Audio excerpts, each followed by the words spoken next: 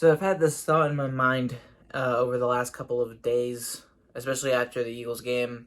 I wanted to do this last night, but as soon as I got the inspiration to do something like this, it was 2 in the morning. So I saved it for today, and then, things happened, and here I am now. It's coming out the day after I wanted to do it, but regardless. The Eagles have an identity crisis, and I wanted to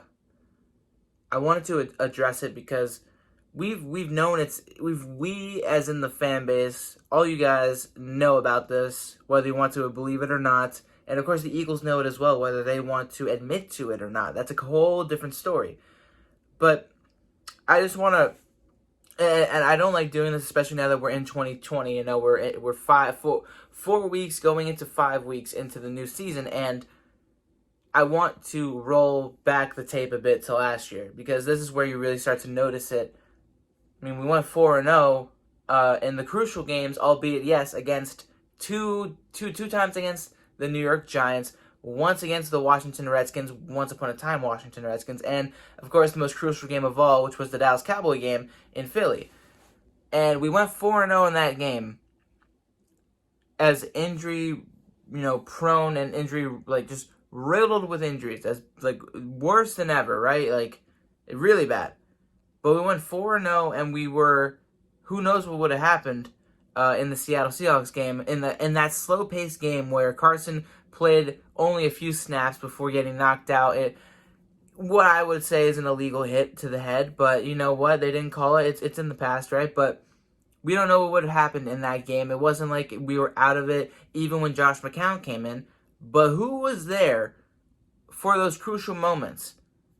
Greg Ward, J.J. Arcega-Whiteside, Miles Sanders, Boston Scott, Deontay Burnett, Joshua Perkins, Dallas Goedert, the guys you wouldn't expect to be starting and making those plays were starting and making those plays, filling in for the guys who you would think would be the starters and making those plays. Deshaun Jackson, Alshon Jeffrey, back then, Nelson Aguilar, Zach Ertz with his rib injury that kept him in and out for a bit.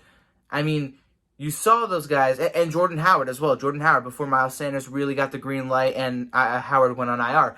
You really look at those guys, those group of guys, all young guys, all improvement, almost all of them practice squad guys that you would never have thought would have been able to do what they were doing at the time.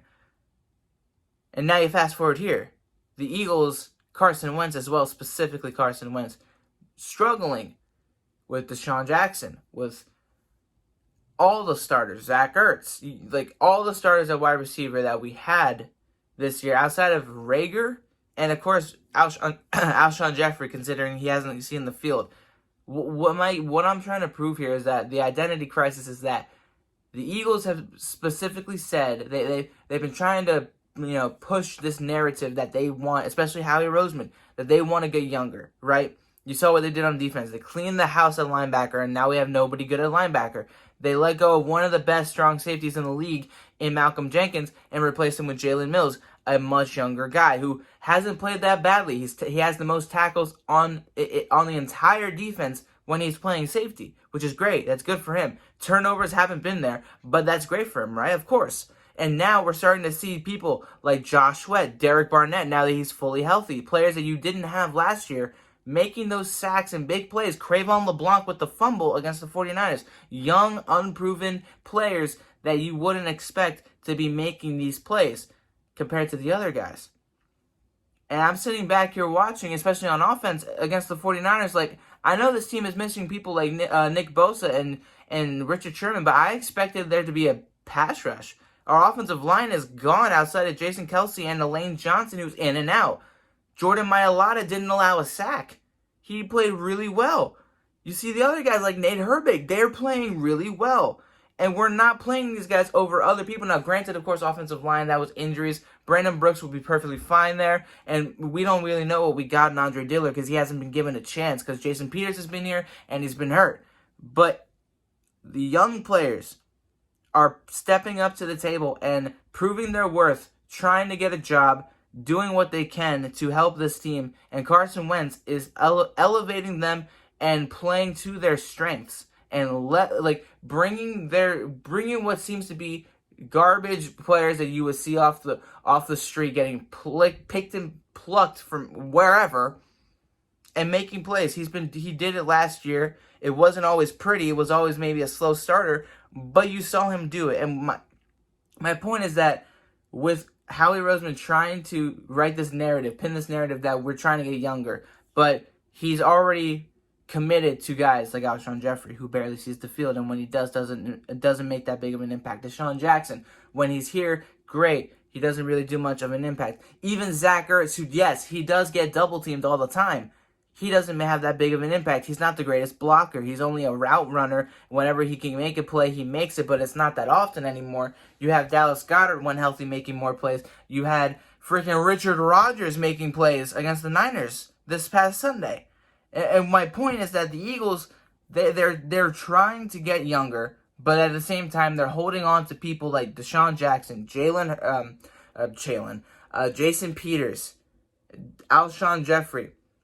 People that you should not be holding on to that aren't doing enough, while young guys can come in and step on to the field and make better plays, prove their worth, and be elevated by Carson Wentz and his type of play that has been fitting the younger players more so than the older guys.